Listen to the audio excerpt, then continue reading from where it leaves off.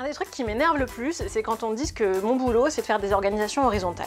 Enlever la hiérarchie, ça veut pas dire qu'on fait un truc tout plat. On est tous différents, donc on peut pas tous être pareils. C'est pas possible. Comment les choses sont plus complexes que ça? Parce que ça mérite d'une toute petite précision.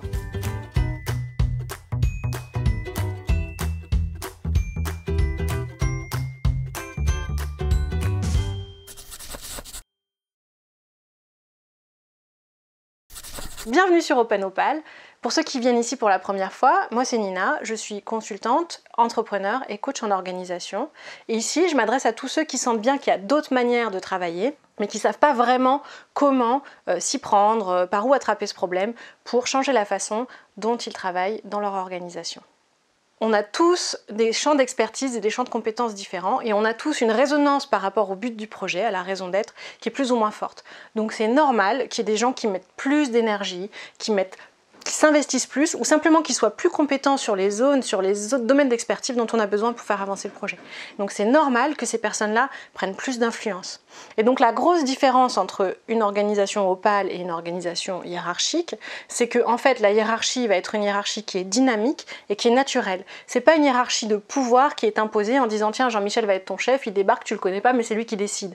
C'est pas ça. C'est les gens qui par leur contribution, parce qu'ils ont montré, parce qu'ils provoquent de l'adhésion au sein du groupe, deviennent plus influents, on les sollicite plus et donc de fait ils ont plus de pouvoir. Mais c'est pas du pouvoir, c'est plus de la puissance, c'est plus de la reconnaissance, de l'influence. Et ça c'est super sain et l'organisation en a besoin. Et c'est un shift qui n'est pas facile à faire. Moi je me suis vraiment heurtée là-dessus quand j'ai voulu faire cette transformation-là dans l'entreprise dans laquelle j'étais et chez les clients que j'accompagne.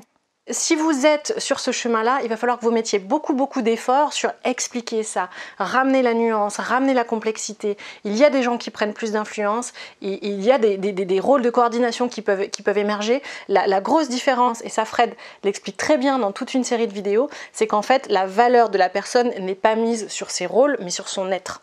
Donc on ne met pas la valeur de la personne sur ce qu'il fait, mais sur ce qu'il est. Quoi qu'il fasse, la personne est admise, acceptée dans toute son entièreté. C'est la wholeness et c'est ça qui fait que ça tient. Mais il y a des personnes qui vont avoir plus d'influence et c'est normal et c'est super sain parce que c'est de là que vous allez pouvoir récupérer de la puissance dans votre développement de projet. Donc faites attention et mettez beaucoup d'énergie à bien expliquer cette petite différence aux personnes que vous embarquez avec vous dans cette histoire. Voilà, c'était ce que je voulais dire sur le rapport entre pyramide et horizontalité. Pas d'horizontalité, n'utilisez pas ce mot-là, c'est plus complexe que ça. Si ça vous a aidé et si ça vous a plu, n'hésitez pas à mettre un petit pouce. Nous, ça nous aide à gagner en visibilité pour que Penser le travail, le monde du travail différemment puisse se diffuser à plus large échelle.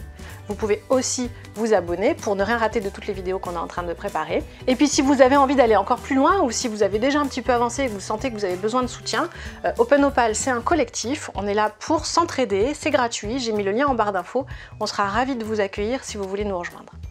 Voilà, sur ce, je vous dis à bientôt dans la prochaine vidéo.